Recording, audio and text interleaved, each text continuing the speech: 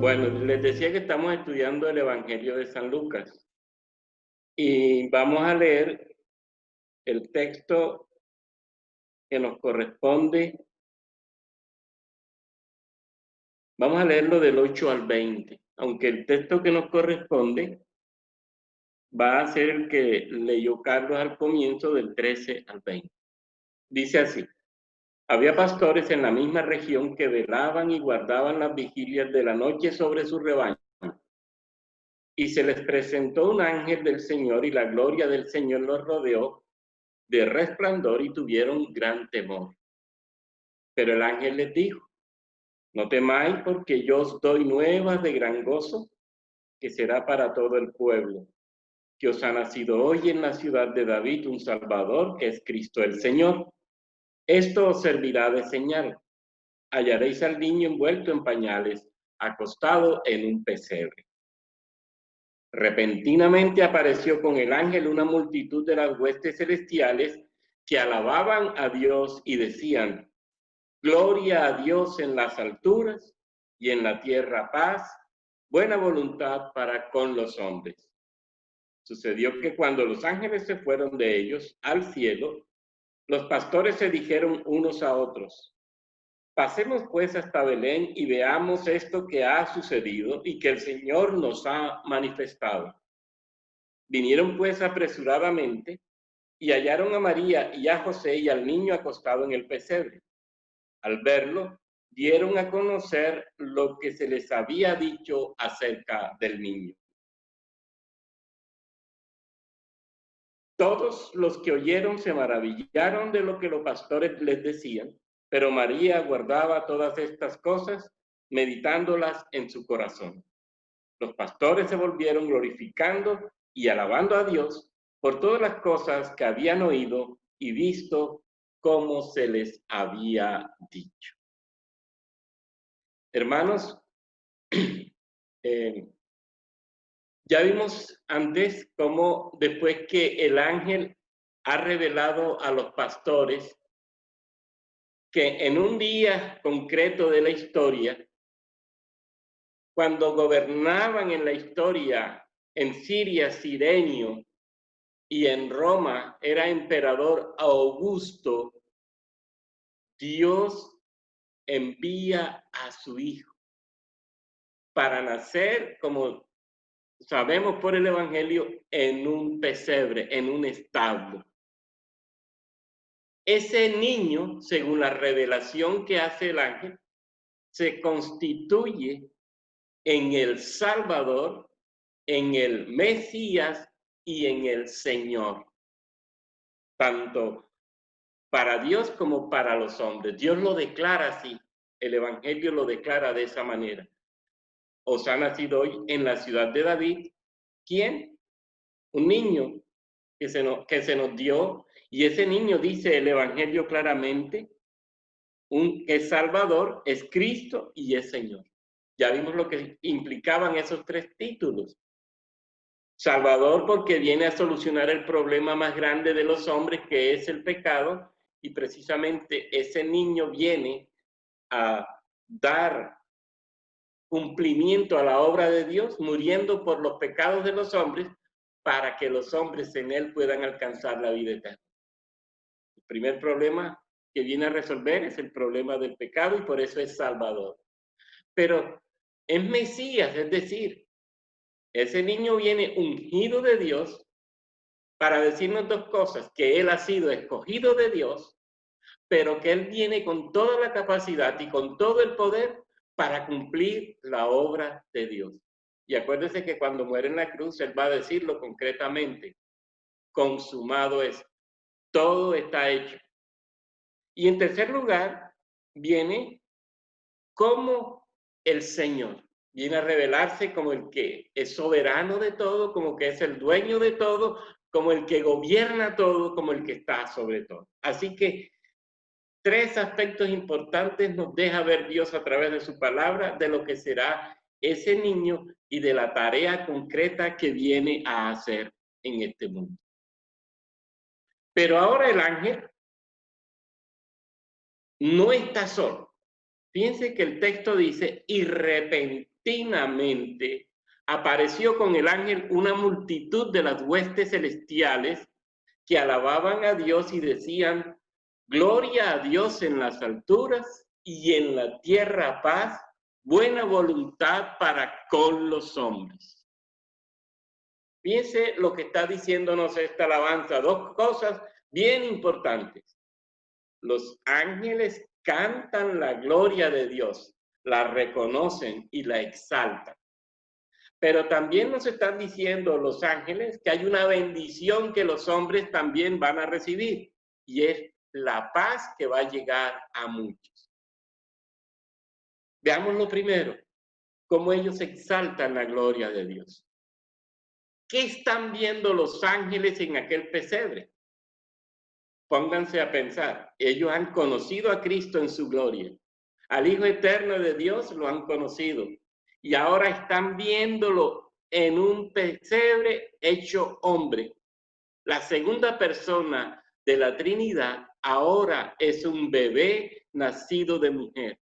El Dios Hijo se desvistió de su gloria y ahora se hizo a semejanza de hombre y ahora está con los hombres. Eso es un hecho extraordinario. Filipenses lo va a cantar. Él, el Señor de señores, vino a esta tierra, se hace hombre, se hace esclavo y ahora Dios lo va a exaltar luego de toda la obra que hace en la tierra. Pero aquí en Los Ángeles están mirando una realidad que para ellos y para todos debe ser extraordinaria. Fíjense que es el Dios trascendente, el que no se podía ver, el que no se podía tocar, el que está por encima del hombre en poder, el que está por encima del hombre en sabiduría, en ubicuidad, el inescrutable, el incomprensible, el que está sobre todo, el que no padecía necesidades como las nuestras, viene ahora y se hace hombre a través de María y está en un pesebre acostado. El inalcanzable Dios está cerca de nosotros. Con razón se le llamará Emmanuel o Dios con nosotros.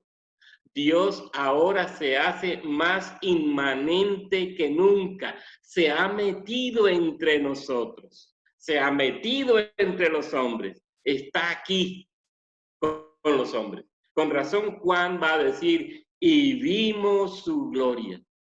Por eso la sorpresa de los ángeles y el himno de los ángeles. Gloria a Dios en las alturas. Es demasiado grande lo que hace ese niño. No se puede cantar otra cosa y no se dejará de cantar nunca esta verdad. El Dios eterno, el Dios sublime, el Dios excelso, ahora se hace hombre. Gloria a Dios en las alturas. Pero es interesante también que Él viene con un fin para que Él, el perfectamente santo, se hiciera salvador de los no santos. Para que Él, el que es la vida, diera vida a los que estaban muertos aquí en la tierra. Para que Él, el perfectamente justo, pueda redimir a los hombres todos injustos. Para que los hombres en pecado y enemigos de Dios vino a ellos, pero semejante a ellos sin pecado, para hacer a los hombres amigos de Dios, cercanos a Dios. Por eso los ángeles cantan gloria a Dios en las alturas. Es que lo que está haciendo Dios es demasiado grande. Hacerse hombre, pero hacerse hombre para venir a salvar a un hombre que estaba muerto en sus delitos y pecados y merecía el infierno. Su obra redentora, aquí hay que exaltarla, pero su divinidad y su humanidad unidas hay que exaltarla. Él es Dios verdadero, pero Él es hombre verdadero y los ángeles cantan gloria. Pero fíjense que hay una segunda enseñanza que obliga a una proclamación de la gloria de Dios. Y en la tierra paz, buena voluntad para con los hombres. Hay que aclarar, lógicamente, aquí que la paz que ofrece Cristo no es para los hombres buenos o de buena voluntad, porque los hombres no poseen en sí mismos esa buena voluntad. Esos hombres de buena voluntad no existen. La Biblia nos muestra que los hombres sin Dios en su vida, sin Cristo en su vida, jamás han hecho tal buena voluntad. Nunca lo han querido y nunca podrán hacer lo bueno. Pablo en Romanos lo enseña y lo dice de una manera certera. No hay quien haga lo bueno, no hay siquiera uno. Así, no es que Dios viene a dar su paz a hombres que él encuentra que son buenos. No, no es eso lo que el texto nos quiere decir. Sino que hay hombres que van a coger al Hijo de Dios y a esos les dará él su paz. Mire lo que dice Lucas 10 en los versículos 5 y 6. Mire cómo habla el Señor. En cualquier casa donde entréis, primeramente decid paz sea a esta casa. Y si hubiera allí algún hijo de paz, vuestra paz reposará sobre él, y si no, se volverá a vosotros. ¿Lo está viendo? Hay unos hijos de paz que son aquellos regenerados, convertidos, a aquellos a los que Dios ha tocado por su gracia, a ellos Dios les da su paz. Pero hay unos que no tienen esa paz porque no son hijos de Dios. Por tanto, dice el texto, si no hubiere allí algún hijo de paz, vuestra paz, la paz se volverá a vosotros. Por eso, la claridad, buena voluntad de Dios para los hombres. No es que encuentra a Dios hombres de buena voluntad, es que Él viene a este mundo con su buena voluntad, porque Él es Dios de gracia, para llamar a muchos al arrepentimiento, para que muchos sean regenerados, pero para que muchos gocen de su paz. La paz reposará en los hijos de paz, en aquellos que son cambiados, convertidos, regenerados por el mismo Señor. Los que han acogido al Dios de paz, a Jesucristo, el pacificador. Y lógicamente esta paz se experimentará de un modo particular. Los hombres tendrán paz para con Dios, los hombres tendrán paz con los demás, pero los hombres tendrán paz consigo mismos. Fíjense que el secreto para experimentar esta paz será real en la medida en que nuestro corazón está en Cristo. O voy a decirlo como lo dijeron los ángeles. La paz será posible en el corazón del hombre siempre y cuando él viva para la gloria de Dios. Aclaro, no podemos tomar por separado cada una de las verdades dichas por los ángeles. No, debemos tomarlas juntas. No podemos dividir lo que los ángeles han presentado como una sola cosa. Gloria a Dios en las alturas y en la tierra paz a los hombres. ¿Qué significa esto? No puedes experimentar la paz de Dios si no vives para la gloria de Dios. No tendrás paz con Dios si no vives para su gloria. No tendrás paz contigo mismo si no vives para gloria de Dios. No tendrás paz con los demás si no vives para la gloria de Dios. Ya veremos más adelante que todo lo que viene a ser Cristo a esta tierra es precisamente para gloria de Dios. Él viene para gloria de Dios. Esa es la meta de él. Hacer todo con una intención, que Dios sea exaltado. Por tanto, nosotros haremos todo para gloria de Dios. Y si hacemos todo para gloria de Dios, la paz será una realidad en nuestros corazones. Así que toda nuestra vida se desenvolverá en acciones concretas, en acciones evidentes, cuya intención primordial será glorificar a Dios. Y en la medida en que en cada acción, en que en cada conducta, en que cada pensamiento dé gloria a Dios, en esa medida la paz de Dios reposa en nosotros. Ahora, ¿por qué paz viene a dar Cristo? Acuérdese de lo que el hombre alcanzó luego de la caída. Desde que Adán pecó en el jardín del Edén, la paz se perdió. Lo primero que sucede es que el hombre se hace enemigo de Dios. Fíjense que lo primero que hace Cristo es reconciliar al hombre con Dios. El hombre que era enemigo de Dios por la caída, ahora Cristo al venir a esta tierra y desarrollar toda su obra, va a lograr que el hombre sea nuevamente amigo de Dios. Lo primero entonces que sucede en el paraíso es que el hombre se hizo enemigo de Dios, se fue contra la voluntad de Dios y acogió a otro señor llamado Satanás. Por Pablo es llamado príncipe de las tinieblas. Acuérdese de la carta a los Efesios en el capítulo 2. Así que el que era enemigo de Dios, ahora Cristo viene a reconciliarlo con Dios. Los que eran enemigos ahora son hechos en Cristo Jesús amigos. Pero fíjense que no solamente hombre y Dios eran enemigos, también aparece la enemistad entre los hombres. El odio y la violencia aparecen en el paraíso.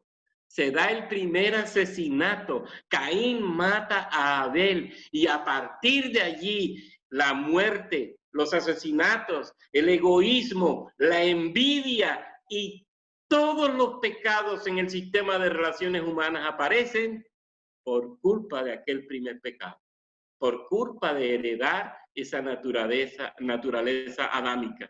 Así que, producto de la caída, también los hombres se enemistan, se hacen contrarios enemigos. ¿Y a qué viene Cristo? A traer paz también al hombre para que pueda haber un sistema de relaciones armónicos y en paz. Fíjense que la condición del hombre quedó totalmente afectada. Génesis 6:5. Y vio Jehová que la maldad de los hombres era mucha en la tierra y que todo designio de los pensamientos del corazón de ellos era de continuo solamente el mal. Fíjense, ¿dónde estaba el problema del hombre? En él mismo. ¿Por qué el hombre pudo entrar en enemistad con el hombre? Porque en su propio corazón él guardó, abrigó, acogió el pecado y la maldad. El hombre no podía tener paz con él mismo y si no podía tener paz con él mismo, menos podía tener paz con los demás y menos podía tener paz con Dios. ¿Y qué viene a hacer Cristo a solucionar ese problema? Fíjese que en la historia de la salvación eso va a permanecer. Yo no voy a entrar en mucho detalle porque ya esto lo sabemos, pero si usted lee el profeta Jeremías en el capítulo 13, verso 23, el profeta dice, ¿puede el etíope cambiar de piel o el leopardo quitarse sus manchas? Pues tampoco ustedes pueden hacer el bien, porque están acostumbrados como están a hacer el mal. ¿Cómo venía desenvolviéndose el hombre sin Dios? En el mal. ¿Por qué? Porque la naturaleza que adquirió en Adán lo lleva y lo llevaba y lo llevará a hacer el mal. Así que la tarea de Dios el trabajo que viene a hacer Dios en Cristo Jesús es precisamente darle paz al hombre. Y esa paz se va a expresar en una nueva relación con Dios. Acuérdense que cuando el hombre se acoge a Cristo por la gracia, ya nos hacemos amigos de Dios. Pablo en la carta a los romanos, acuérdense que él va a decirnos, justificados pues por la fe, tenemos paz para con Dios por medio de nuestro Señor Jesucristo. ¿Solucionó Cristo el problema que había entre el hombre y Dios? Sí. ¿Cuándo? Al morir en la cruz, cuando Él cargó el peso de los pecados del hombre, cuando Él sufrió en sí mismo la terrible ira de Dios, ahí el hombre encuentra el camino para la solución del peor de sus problemas, el pecado y su enemistad con Dios. Pero también esa realidad de Cristo muerto y resucitado por nosotros y aceptado en la gracia por el hombre, va a solucionar el problema real del corazón del hombre para poder llevar a ese hombre a tener amistad y buenas relaciones con los demás y amistad y buena relación con él mismo. Fíjense entonces, ¿por qué es tan importante la venida del Cordero de Dios? ¿Por qué ese nacimiento es tan necesario? Por eso los ángeles también van a cantar gloria a Dios en las alturas. ¿Por qué? Porque también ese Dios niño viene a traer paz a los hombres que acogen su persona. La paz vuelve a ser realidad en el corazón del hombre cuando el hombre llega a acoger por la gracia de Dios a ese Cristo que viene a esta tierra a traer su propia vida precisamente para lograr esa meta. El hombre entonces tendrá paz en Cristo, tendrá paz con él mismo, tendrá paz con los demás, tendrá paz con Dios. El pecado ha quedado derrotado y por eso Pablo va a decirnos, ya no están bajo el poder del pecado. Y fíjense que si seguimos leyendo la Escritura, Pablo nos va a decir que es una paz que sobrepasa todo entendimiento y que mantiene los corazones y los pensamientos en Cristo Jesús, Señor nuestro. Así que en cualquier circunstancia dura, turbulenta, Cristo en nosotros nos posibilitará una paz, una tranquilidad, un sosiego para soportar y seguir adelante. Y el pecado no nos afectará más. Qué maravilloso es entonces que usted y yo podamos experimentar en Cristo Jesús la paz en un mundo que está en conflicto. Usted puede verlo, cómo encuentra usted a muchos en el mundo usando drogas, alcohol, tranquilizantes, buscando ser felices en tantas cosas, buscando tener paz en tantas cosas, cuando el Señor Jesús nos está diciendo, he aquí yo he venido para darte paz, para darte vida, para darte la salvación. Por eso los ángeles cantan gloria a Dios en las alturas. Es que Él vino a esta tierra a hacer todo un trabajo para gloria de Dios, pero para bendición del hombre. Fíjense que el mismo Jesús en el Evangelio de Juan, en el capítulo 17, verso 4, Él nos va a decir, yo te he glorificado en la tierra, he acabado la obra que me diste que hiciese. Es que Cristo vino, fue a eso, a glorificar a Dios, a exaltar a Dios, a exaltar al Padre Eterno mediante una obra de salvación, en este caso la del hombre. ¿Para qué vino Cristo a la tierra? para glorificar a Dios. ¿Y a través de qué lo iba a glorificar? Salvando a los hombres de la maldición de la ley, del pecado y de la muerte. Pero la tarea primera de Cristo es glorificar a Dios. Fíjense que Él lo dice, te he glorificado en la tierra. Es que yo no vine a otra cosa sino a glorificarte a ti, Padre. Por eso yo no puedo hacer otra cosa como cristiano, sino glorificar al Padre en todo lo que haga y de esa manera experimentar la paz de Cristo en mi propia existencia. Vino a nacer aquí Cristo para gloria de Dios. Vino a nacer aquí Cristo para salvar a los hombres para gloria de Dios. Por eso los ángeles dicen, gloria a Dios en las alturas. Que nos quede claro eso, hermanos. El trabajo que Cristo hizo, la obra que Cristo hizo no fue pensada sino en Dios mismo y para su gloria. ¿Viene a salvarnos? Sí, claro, viene a salvarnos. Del peor de los males, el pecado. Nos va a librar de la muerte eterna, del infierno mismo. ¿Pero para qué?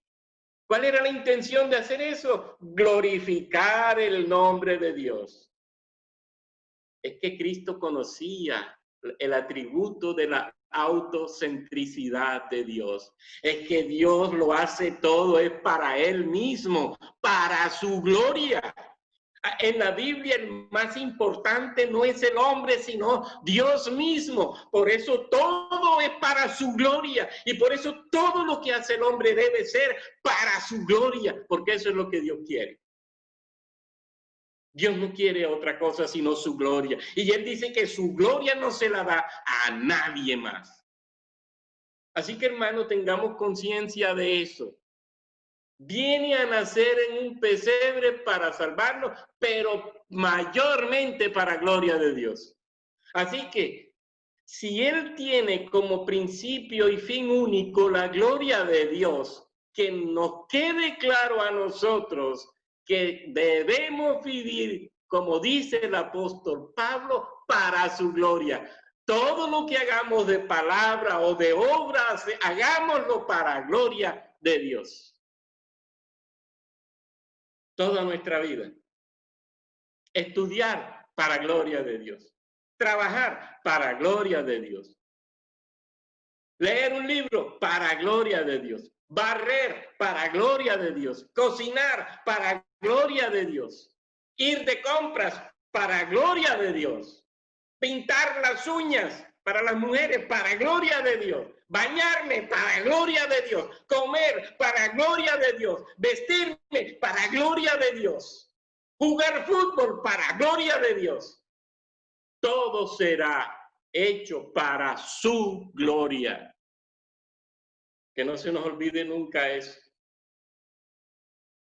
Y miren que los pastores van a entender eso. Aquellos que para los judíos eran los rechazados, aquellos que para los judíos eran nada, van a entender perfectamente. Y ya veremos cómo al final ellos se devuelven a sus ovejas y dice, iban cantando y glorificando a Dios. Claro, entendieron el mensaje. Los ángeles cantan gloria a Dios en las alturas, porque esa es la tarea que todos en el universo y en la creación debemos estar haciendo. Hagamos lo que hagamos, pensemos lo que pensemos, todo, absolutamente todo debe ser para su gloria. Ese niño, Dios hombre, viene a satisfacer las necesidades profundas del alma inmortal, nos otorgará el gran tesoro de la paz y de la verdadera vida para gloria de Dios. Y repito el versículo 4 de Juan 17. Yo te he glorificado en la tierra. He acabado la obra que me diste que hiciese. Todo lo que hice, le está diciendo al Padre, en la tierra tuvo siempre el propósito, Padre, de glorificarte a ti, y así fue hecho. Así fue hecho. Que no se nos olvide eso, hermano. Es lo primero que aprendemos de este texto. Pero dice, sucedió que cuando los ángeles se fueron de ellos, es decir, de los pastores, al cielo, se dijeron los pastores unos a otros, pasemos hasta Belén y veamos esto que ha sucedido y que el Señor nos ha manifestado. Vinieron pues apresuradamente y hallaron a María y a José y al niño acostado en el pesebre. Al verlo, dieron a conocer lo que se les había dicho acerca del niño. Y todos los que oyeron se maravillaron de lo que los pastores les decían. Pero María guardaba todas estas cosas, meditándolas en su corazón.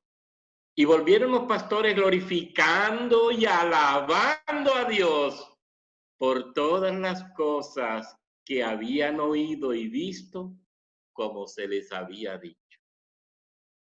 Fíjense que aquí ya no se sabe cuánto tiempo duraron los ángeles con los pastores. ¿Cuánto tardaron en irse? No dice la Biblia. Pero finalmente regresan al cielo, yo me imagino y estoy seguro de eso, para reanudar su alabanza, para continuar su alabanza y su adoración delante del trono de Dios, como dice el libro del Apocalipsis. Y una vez se da esto, los pastores comenzaron a meditar, a analizar aquel suceso tan asombroso. Bueno, estaban en el campo. No podían salir corriendo enseguida y dejar las ovejas tiradas. Yo me imagino que ellos pensarían cómo iban a hacer las cosas para poder ir hasta allá. Y yo me imagino que organizaron todo. Alguien se debió quedar cuidando las ovejas. Es comprensible que quieran ir a Belén y que quieran ir a Belén lo más pronto posible. Pero eran responsables de las ovejas. Estaban bajo su cuidado y seguro que dejaron a alguien que las vigilara. Y se van corriendo. Solucionaron esos detalles y los pastores se van enseguida a Belén. Es que se sintieron obligados a contar, a relatar esa maravillosa experiencia. Pónganse a pensar, contando cómo el ángel les ha hablado exactamente del nacimiento de ese niño, en una época precisa, en una ciudad precisa y hasta en el sitio específico. Lo van a encontrar acostado en un pesebre. Era una señal única. Ninguna familia judía iba a tener un niño para acostarlo en un pesebre. Seguro que cualquier niño nacido en ese momento estaría acostado en una cama o en una cuna. El único que estaba acostado en un pesebre era ese niño llamado Emmanuel, el Dios con nosotros. Ese sí estaba acostado en un pesebre. Así que esa señal era única. Me imagino que no habría tampoco muchos bebés nacidos en aquel tiempo, puedo pensar. Pero la señal era clara. Si está acostado en cama, no es. Si está acostado en cuna, no es. Si está acostado en un sitio muy cómodo, no es. Pero apenas vieron un establo con animales, paja y un niño acostado, dijeron, ese es. Y llegaron. Y empiezan a relatar esa maravillosa experiencia.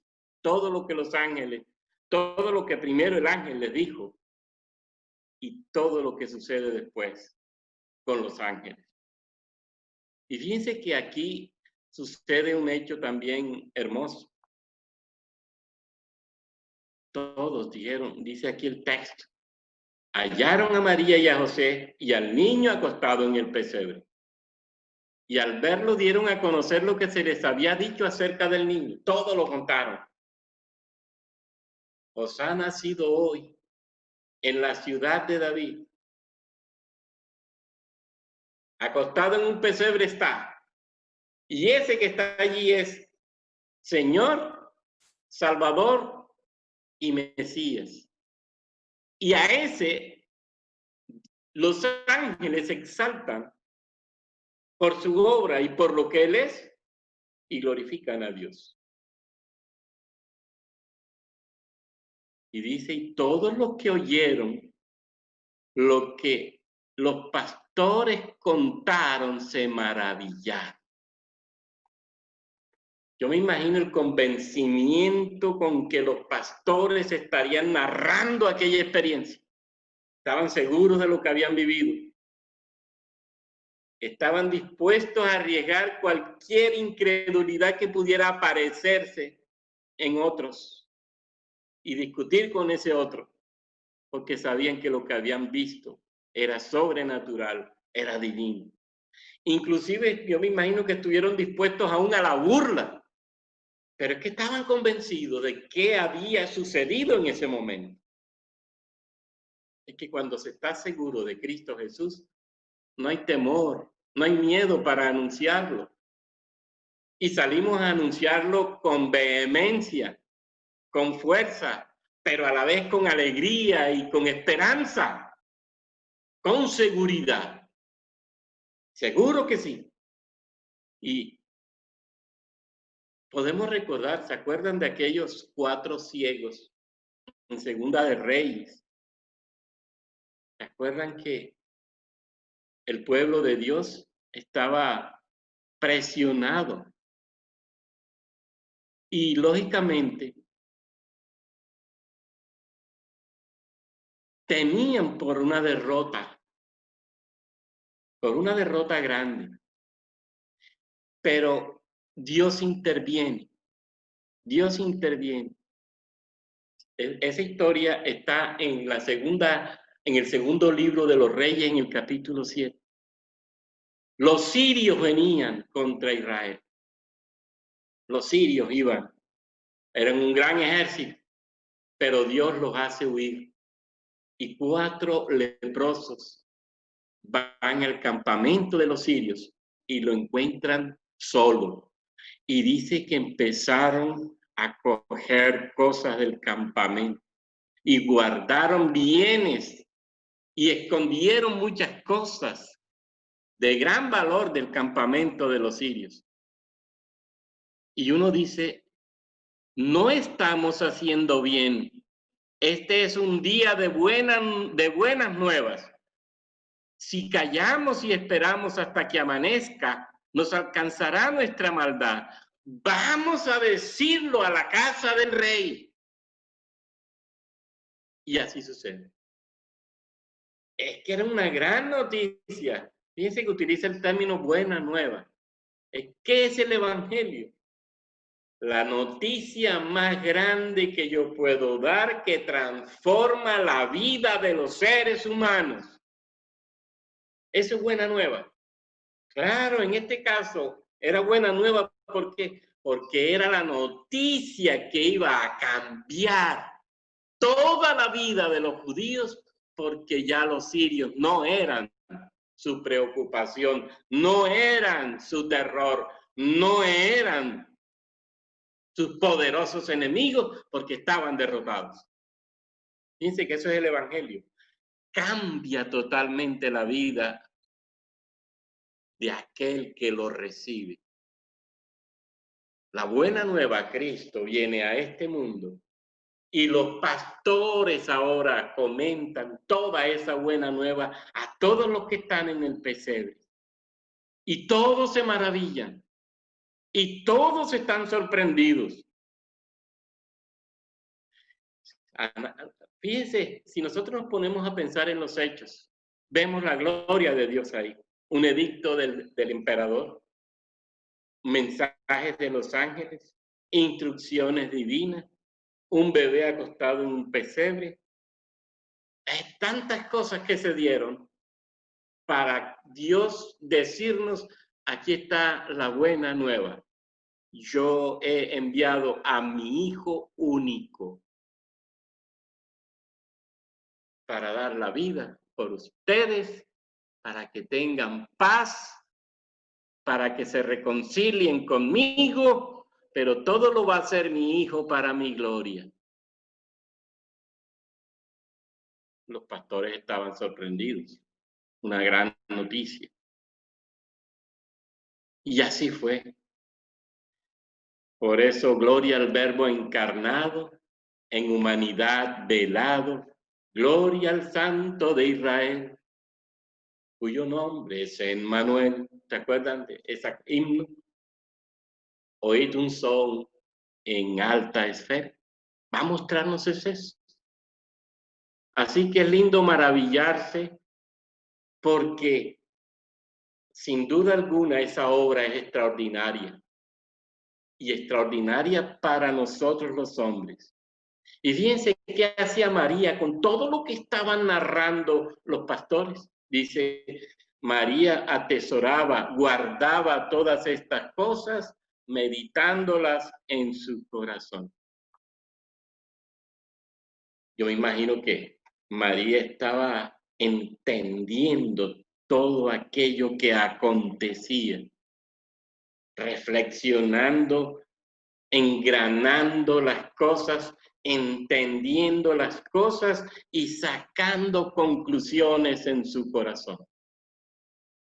Muchos en la Biblia hicieron eso. ¿Se acuerdan, por ejemplo, de José? En la historia de José, cuando los hermanos le cuentan a Jacob, él dice la Biblia en Génesis 37, que su padre, es decir, Jacob en este caso, meditaba, reflexionaba en su corazón. Y Daniel también hace lo mismo.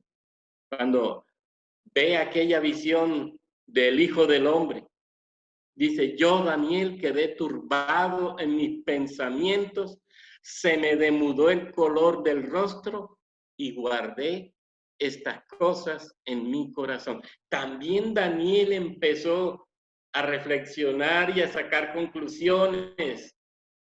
Estaban, en cierto sentido, haciendo un poco de teología. Así que, ¿para qué eso? Bueno, todos los que hicieron eso, Jacob, Daniel, María, ellos sabían que eso era esencial para la vida que venía, para el futuro cercano. Y así va a ser. Y fíjense qué van a hacer los pastores, lo que les decía. La historia de ellos también termina con adoración. Entonces los pastores se volvieron glorificando y alabando a Dios por todas las cosas que habían oído y visto, exactamente como se les había dicho. Comprenden la obra de Dios en el Mesías y no les queda otra cosa que alabar y exaltar y magnificar al Dios Trino y al Dios Uno. Entendieron el mensaje de los ángeles y ellos dijeron, no nos queda otra cosa que alabar a Dios, que exaltar a Dios. Fíjense, hermanos, todo lo que podemos aprender de este texto. Y es hermoso por lo que implica para la vida cristiana. Y yo quiero que pensemos en eso. Hoy en día, nosotros estamos gozando de Cristo Jesús y de su Espíritu Santo y de su palabra santa en nosotros mismos, en nuestra propia vida. Pero la respuesta nuestra en todo lo que hacemos es para gloria de Dios. Hagamos esa pregunta, o mejor, hagámonos esa pregunta. Cada uno hágase esa pregunta. ¿Lo que hacemos, lo hacemos para gloria de Dios? ¿Y la paz de Dios realmente la tenemos? ¿Tenemos paz realmente en nuestro corazón por vivir para gloria de Dios? Y si somos honestos, vamos a encontrar cierto problema en esa realidad, porque quizás nos falta mucho hacer las cosas y vivir para la gloria de Dios, de tal forma que por esa vida en el Señor, como resultado tengamos su paz. ¿Por qué nuestro corazón cambia tan rápido? ¿En dónde estamos poniendo nuestra vida? En lo que vemos, en lo que vemos, en lo que experimentamos alrededor nuestro. Y como las cosas no estén como nosotros queremos, se nos desestabiliza nuestro corazón y la gloria de Dios se pierde y la paz como resultado aparece también acabada.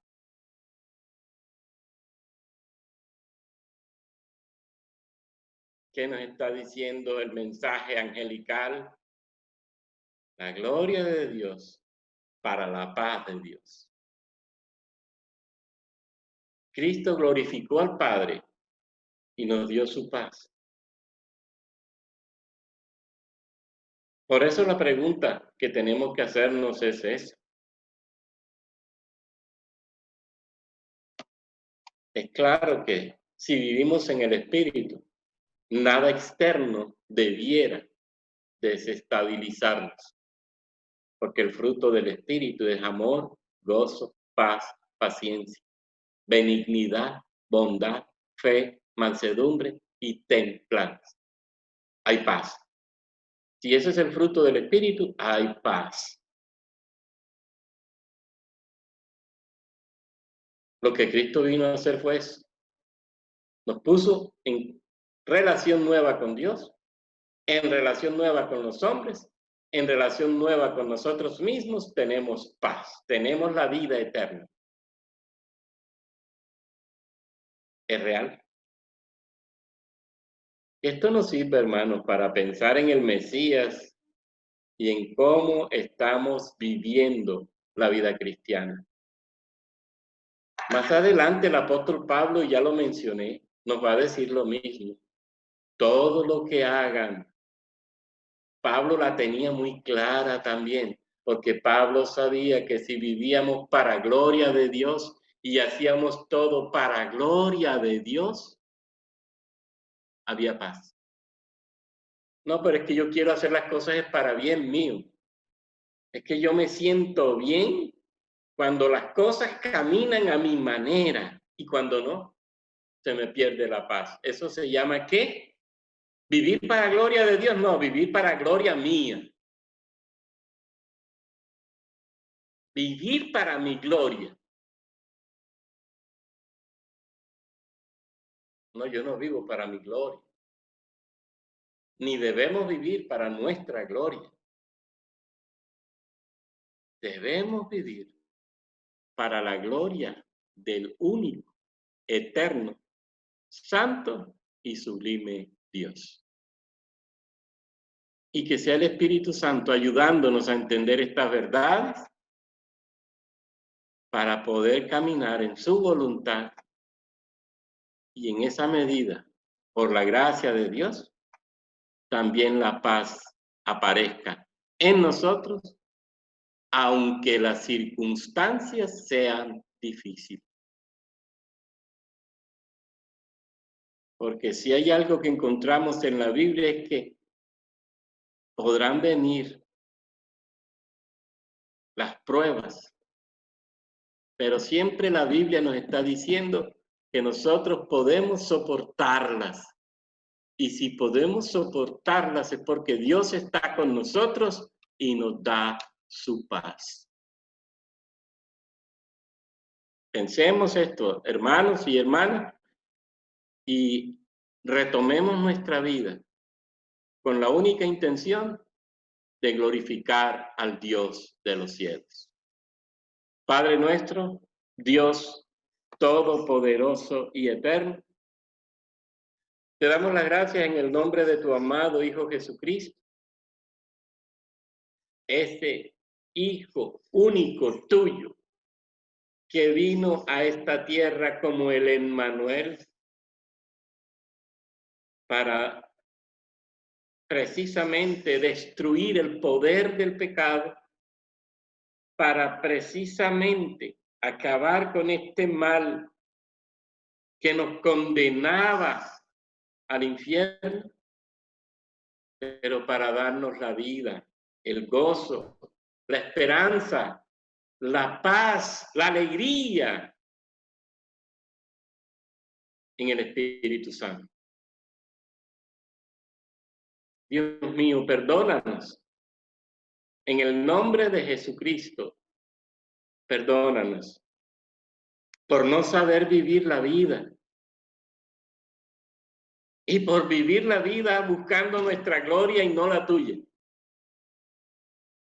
Y por vivir la vida siempre pensando en nosotros mismos y no en ti, y en lo que debemos hacer por ti, como es honrarte y exaltar. Ayúdanos a vivir para tu gloria en todo lo que hagamos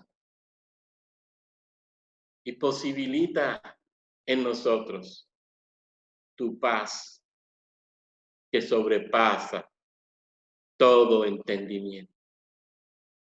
Tú mismo dijiste a los discípulos: mi paz os dejo, mi paz os doy. Una paz que no es como el mundo la da. Una paz única y especial que solo en ti, los cristianos, tenemos la dicha de disfrutar.